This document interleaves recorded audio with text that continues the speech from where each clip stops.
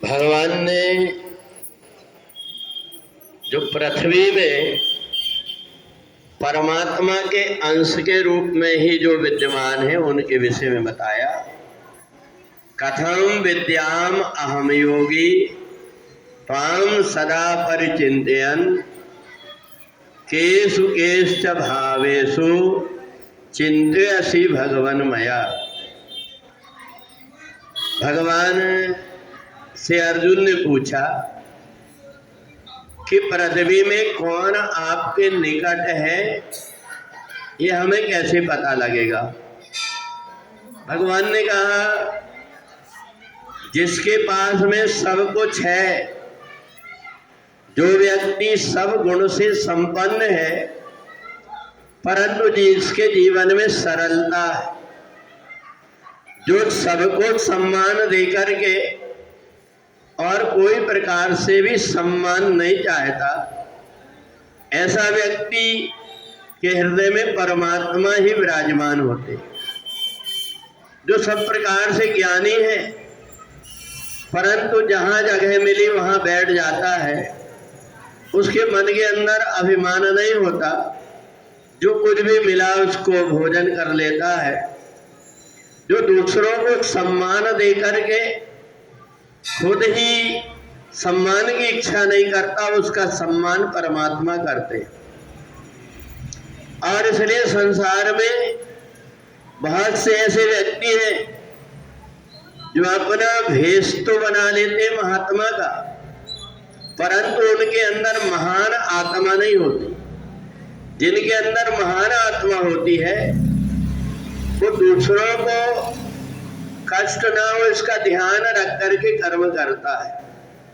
और नहीं तो छोटी छोटी बात के लिए व्यक्ति विवाद करके उलझन में पड़ता रहता है। उसे ये भी पता नहीं रहता कि संसार में एक दिन इसी पृथ्वी में जिसमें हम बैठे हुए इसी में हमको समाना, यही सबकी गोद है। ऐसा मान करके जो व्यक्ति अपने आप को सीधा और सरल बना करके रखता है, समझ लेना चाहिए कि उसके ऊपर परमात्मा की बड़ी कृपा है। क्षुद्र नदी भरी चली तुराई, छोटी छोटी नदियों में जब पानी आता है तो इतनी ठिला करके चलने लगती है, आसपास के पेड़ पौधों को बहा देती है। परंतु वहीं गंभीर जो नदियां होती है वो सम बहती है, उनमें अभिमान नहीं होता। ऐसे जो व्यक्ति ज्ञान से, धन से, बल से, पद से परिपूर्ण रहता है वो भी उतना सहज और सरल हो जाता है।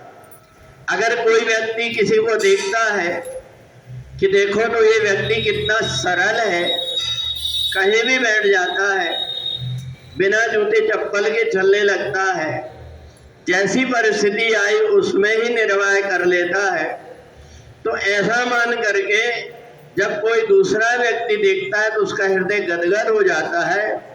उसका हृदय बार बार ऐसे व्यक्ति के प्रति झुक जाता है जिसके अंदर विनम्रता हो, जिसके अंदर सरलता हो।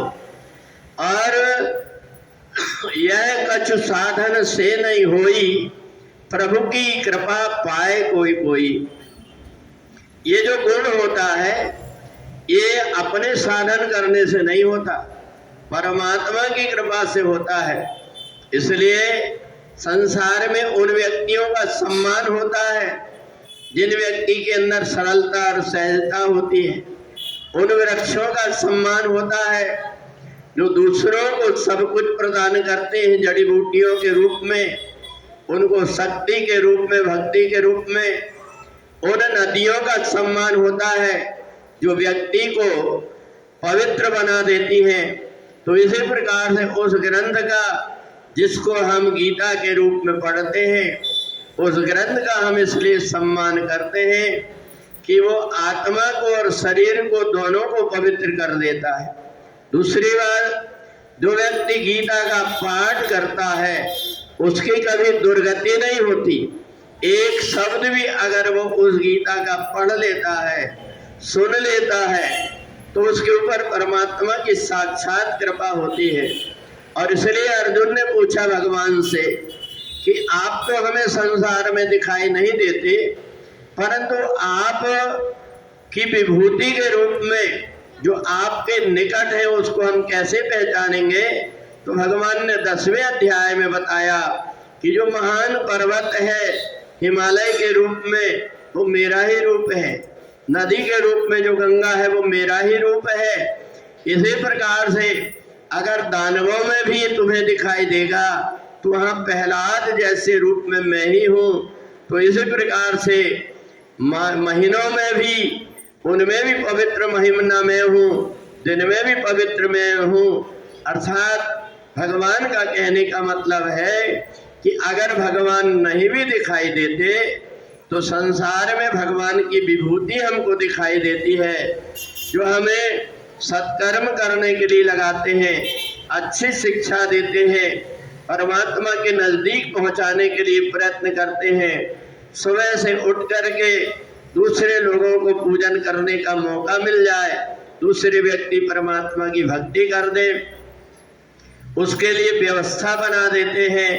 भगवान की पूजन के बाद में मूर्ति को साफ करके दूसरे दिन के लिए फिर से पूजन के लिए रख देते हैं। ये सब उन्हीं परमात्मा की विभूतियां हैं, जो परमात्मा की विभूति इस पृथ्वी में दिखाई देती है। ये परमात्मा के बहुत निकट रहने वाले व्यक्ति होते हैं। पूरी वृंदावन बिहारी लाल की